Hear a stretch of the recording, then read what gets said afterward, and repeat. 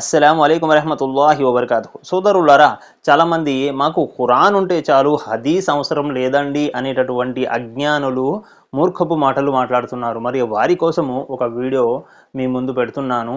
జనాబ్ రబ్బానీ సాహెబ్ హఫీజహుల్లా గారు చాలా చక్కగా వివరించారు. ఖురాన్ హదీస్పై ఎలా అమలు చేయాలి, ఏ విధంగా దీనిని తీసుకురావాలి, ఒక లైన్గా ఎలా నమ్మాలి అనేటటువంటి విధానాన్ని తీసుకొచ్చారు. మీరు కూడా చూడండి. ఇంకా ఆ అజ్ఞానులకు కూడా, ఎవరైతే మాకు ఖురాన్ ఉంటే చాలు, హదీసులు అవసరం లేదు అనే వారికి కూడా చెప్తున్నాను. చూడండి, తెలుసుకోండి హదీస్ ఖురాన్కి ఎంత అవసరమో ఈ వీడియోలో. మన ఒక సోదరుడు ఒక మంచి ప్రశ్న అడిగారు. ఆ ప్రశ్న ఏంటంటే, ఖురాన్ని విశ్వసించాలా, హదీస్ను విశ్వసించాలా? ఖురాన్ అంటే అల్లా మాట, అందులో డౌట్ లేదులేండి ఏమి కూడా. కానీ హదీస్లో తేడాలు రావచ్చు కదా, ఎవరైనా కల్పించుకోవచ్చు. సహాబా కూడా తప్పు చెప్పేవచ్చు కదా. హదీస్ని విశ్వసించడం ఎందుకు, ఖురాన్ని విశ్వసించాలా, హదీస్ రెండింటిని విశ్వసించాలా అనే ప్రశ్న అడిగారు. చూడండి, ఖురాన్ విషయంలో ఆయనకి ఏమాత్రం కూడా డౌట్ లేదు, అల్హమ్దులిల్లా. మరి ఆ ఖురానే ఏం చెప్తుంది తెలుసా? ఆ ఖురానే స్వయంగా చెప్తుంది. ఏం చెప్తుంది తెలుసా? చూడండి, మీరు 75 సూరాలో తీసినట్లయితే 75 సూరా, సూరే ఖయామా, 75 సూరా, అందులో 22వ ఆయత్ నుంచి చదివితే అల్లాహ్ సుబ్హానహు వ తఆలా ఏమంటున్నారంటే, 20వ ఆయత్ నుంచి చదవండి. అక్కడ అల్లాహ్ ఏమంటున్నారంటే, లా తుహర్రిక్ బి లిసానక లితఅజల బి. ఓ ప్రవక్త ముహమ్మద్ సల్లల్లాహు అలైహి వసల్లం, ఈ వహీ ఖురాన్ యొక్క ఆయతులు ఖురాన్ దిగుతున్నప్పుడు మీరు మీ నోటిని కదపకండి, అంటే మీ నాలికని కదపకండి. ప్రవక్త వారు ఏం చేసేవారంటే, ఈయన జిబ్రైల్ వచ్చి ఖురాన్ వినిపించేవారు. వినిపించేటప్పుడు ప్రవక్త వారు ఆయన వెనక చదివేసేవారు. ఎందుకు మర్చిపోతానని భయంతో, దాన్ని గుర్తు చేయాలని భయంతో వెనక చదివేసేవారు. అల్లాహ్ ఏమన్నారు? మీ నాలిక కూడా కదపకండి అంటే అల్లాహ్ చూస్తున్నాడు, అలసిపోయింది. ఆ తర్వాత ఏమన్నాడు? లా తుహర్రిక్ బి లిసానక లితఅజల బి ఇన్న అలైనా జమఅ వ ఖురాన. ఇక్కడ ఏమంటున్నాడు? ఈ ఖురాన్ని మీ హృదయంలో భద్రపరచటము, తర్వాత మీతో చదివించడము, ఇది నా పని. ఖురాన్ని మీరేమీ కూడా టెన్షన్ పడకండి, ఏమవుతుందో మర్చిపోతానని. దీన్ని మీ హృదయంలో భద్రపరచడము, దీన్ని చదివించడము, ఇది నా పని. ఇన్నాలైన జమఅ వ ఖురాన. ఆ తర్వాత ఏమన్నాడు? ఫైదా ఖరఅనహు ఫత్తబి ఖురాన. ఖురాన్ చదువుతున్నప్పుడు కాముగా దాన్ని వినండి, ఫాలో అవ్వండి, అంతే. మీరు వెనక చదవకండి అని ప్రవక్త ముహమ్మద్ సల్లల్లాహు అలైహి వసల్లం అన్నాడు. ఫత్తబి ఖురాన సుమ్మ ఇన్న అలైన బయాన. తర్వాత ఈ ఖురాన్ యొక్క వ్యాఖ్యానం చేయడం కూడా నా పని అంటున్నాడు అన్న. దేని వ్యాఖ్యానం? వ్యాఖ్యానం అంటే ఏంటి? ఖురాన్ కాదు అది. వ్యాఖ్యానం అంటే ఖురాన్ కాదండి. ఖురాన్ యొక్క ఒక ఆయత్కి వివరణ, అది కూడా నా పని అంటున్నాడు అల్లాహ్ సుబ్హానహు వ తఆలా. దానినే హదీస్ అన్నామండి, దానినే హదీస్ అన్నాం. ఖురాన్ యొక్క వివరణే. ప్రతి ఖురాన్కి వివరణ ఉంటుంది. ఆ వివరణ చెప్తేనే అర్థం అవుతుంది క్లియర్గా. వివరణ చెప్పతే అర్థం కాదు. ఆ వివరణే హదీస్ అన్నమాట. కాబట్టి అది నమ్మకుండా మేము ఖురాన్ని అర్థం చేసుకోలేము. హదీస్ లేకపోతే ఖురాన్ అర్థం చేసుకోలేము. నేను ఒక ఉదాహరణ ఇస్తాను. హదీస్ లేకపోతే ఖురాన్ని అర్థం చేసుకోలేము అని మీరు అన్నారు కదా గురువు గారు, ఉదాహరణ ఏముంది అని చెప్తే, ఖురాన్లో అల్లాహ్ సుబ్హానహు వ తఆలా ఒక మాట అన్నాడు. ఏ మాట అన్నాడు? చచ్చిన జంతువు హలాలా హరాం అండి? హరాం. ఖురాన్లో ఉంది. ఖురాన్లో అల్లాహ్ ఏమన్నాడు? ఇన్నమా హర్రమ అలైకుముల్ మైతత వద్దమ వలహమల్ ఖిన్జీరి వమా ఉహిల్ల బిహి లిగైరిల్లాహ్.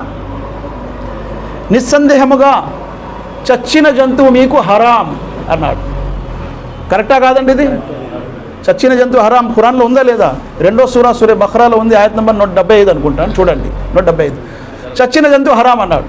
అనిన తర్వాత ఇప్పుడు సముద్రంలోవి అన్నీ కూడా మనం తినేస్తున్నాం. మేము చేపలు తింటున్నారా ఎవరండి ఇక్కడ? ఏమండి, ఎవరైనా చేపలు తింటున్నారా? తినని వాళ్ళు ఎవరైనా ఉన్నారా?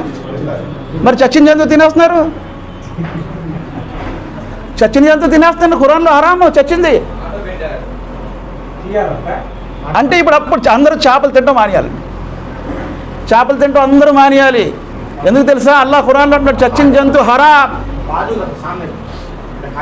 ఇప్పుడు చెప్పండి ఏంటో. ఉండండి.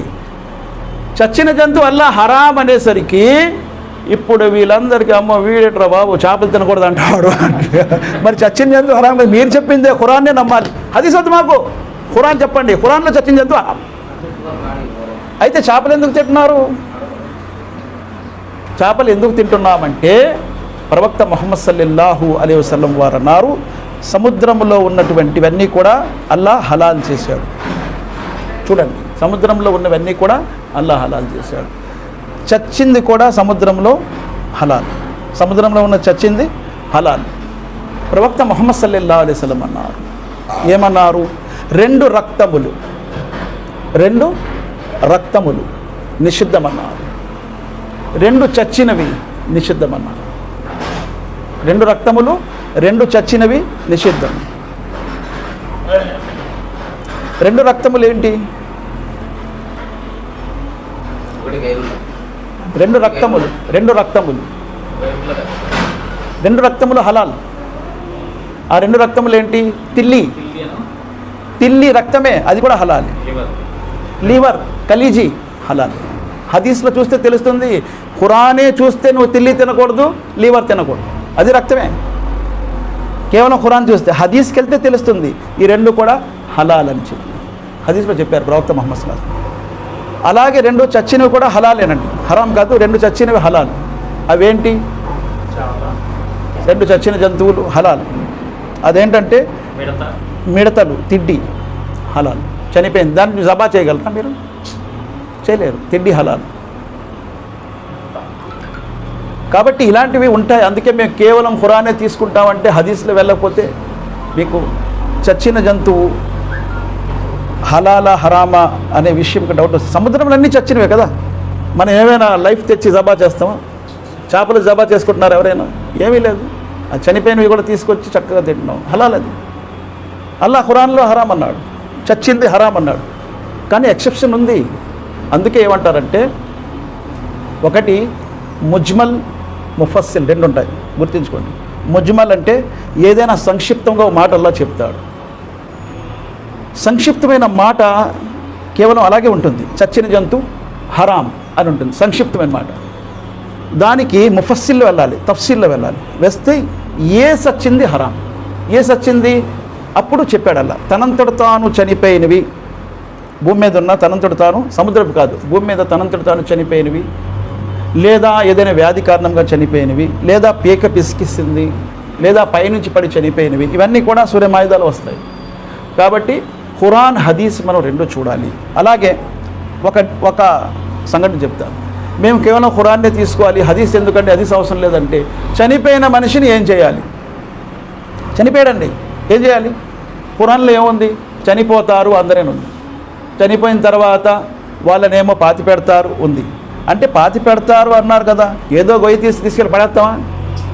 పడేము. ఏం చేస్తాం మేము? ఏం చేస్తాం? చనిపోయిన మనిషిని గుస్సులు ఇస్తాం. గుస్సులు ఎందుకు ఇస్తున్నావు? ఖురాన్లో గుస్సులు అదేం లేదు కదా. చనిపోయిన మనిషిని గుస్సులు ఎందుకు ఇస్తున్నావు? హదీస్లో ఉంది, హదీస్లో ఉంది గుస్సులు ఇవ్వాలి. తర్వాత ఏం చేస్తున్నావు? కఫన్ తొడిగిస్తున్నాం. ఎక్కడుంది? ఖురాన్లో లేదు, హదీస్లో ఉంది. తర్వాత జనాజా నమాజ్ చదువుతున్నాం. ఎక్కడ వెళ్ళాలి? హదీస్లో వెళ్ళాలి. తర్వాత ఏం చేస్తున్నామండి? జనాజా నమాజ్ చదివిన తర్వాత భుజాల మీద అందరూ తీసుకెళ్తున్నాం. తీసుకెళ్ళి చక్కగా గొయ్యి తవ్వి ఆయనకేమో చక్కగా పూడ్చిపెడుతున్నాం. ఇది ప్రవక్త వారు చేశారు, హదీస్. కాబట్టి హదీస్ లేనిదే మనకి ఖురాన్ కూడా లేదు. అందుకే ముహమ్మద్ సల్లల్లాహు అలైహి వసల్లం వారు ముహమ్మద్ సల్లల్లాహు అలైహి వసల్లం ఇలా అన్నారు, ఊతీతుల్ ఖురాన్ వ మిత్ల మావు. అల్లాహ్ నా ఖురాన్ ఇచ్చాడు, ఖురాన్ లాంటిది ఒకటి ఇచ్చాడు. ఖురాన్ లాంటిది ఏంటి? అదే హదీస్ అన్నమాట. ఖురాన్ లాంటిది అది కూడా. అందుకే ఖురాన్ ఏమంటారు? ఖాలల్లా. హదీస్ని ఏమంటారు? ఖాల రసూలుల్లా. అల్లా చెప్పింది, రసూల్ చెప్పింది. ఇప్పుడు చాలామంది అంటారు అల్లా చెప్పింది ఖురాను, రసూల్ చెప్పింది హదీస్. మరి రసూల్ కూడా చెప్పగలరా ఏదైనా తన వైపు నుండి అంటే? కాదు. కానీ రసూల్ చెప్పింది హదీస్ అంటే అల్లా ఒక మాట చెప్పారు, పదాలు అందులో ప్రవక్తవి. ఖురాను అందులో మాట, పదాలు, అక్షరాలు అన్నీ అల్లాదే. హదీస్ అలా కాదు, కేవలం మాట అల్లాదండి. అందులో పదాలు, అక్షరాలు ముహమ్మద్ సల్లల్లాహు అలైహి వసల్లం. ఉదాహరణకి నేను చెప్పాను, ఏం చెప్పాను? ఇగో నువ్వు వెళ్ళి మీ నాన్నగారిని పిలుచుకొని రా అని అన్నాను. ఈయన వెళ్ళి నాన్న నిన్ను పిలుస్తున్నారు అంటాడు. అలాగంటాడు కదా. ఈయన కూడా మీరు వెళ్ళి మీ నాన్నగారిని పిలుచుకొని రా అంటాడా? వెళ్ళి అంటాడు, నాన్న మిమ్మల్ని పిలుస్తున్నారు గురువు గారు అంటారు. అంటే ఇక్కడ పదాలు ఎవరివి? ఈయన వాడాడు. మాట ఎవరిది? నాదే. మాట నాదే.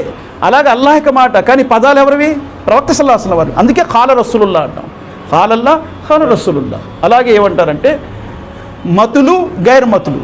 మతులు అంటే నమాజ్లో నిలబడి చదివినవి, తిలావత్ చేసేవి గట్టిగా బిగ్గరగా, ఖురాన్. గైర్ మతులు అంటే హదీస్. బిగ్గరగా హదీస్ చదవడానికి వీల్లేదు. నేను నిలబడి అల్లాహ్ బాయిద్ బైని వ బైన ఖతాయా కమా బాత్ బైనల్ మష్రిక్ వల్ మగ్రిబ్ అని చదివాను అనుకోండి, ఏం చదువుతున్నావు అంటావు. అది మతులు కాదు, గైర్మతులు. అది తిలావత్ చేసేది కాదు. తిలావత్ చేసేది ఖురాన్ ఒక్కటే. ఖురాన్ నుంచే స్టార్ట్ చేయాలి.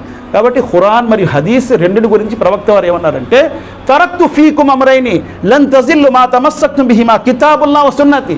నేను మీ మధ్య 2 వస్తువులు విడిచిపెట్టి వెళ్తున్నాను. ఏంటది 2 వస్తువులు? ఒకటి కితాబుల్లా, ఖురాన్. రెండోది ఏంటి? హదీస్, సున్నత్. ఈ రెండింటిని విడిచిపెట్టి వెళ్తున్నాను. మీరు గట్టిగా పట్టుకోండి. మీరు గట్టిగా పట్టుకుంటే మార్గం తప్పరు.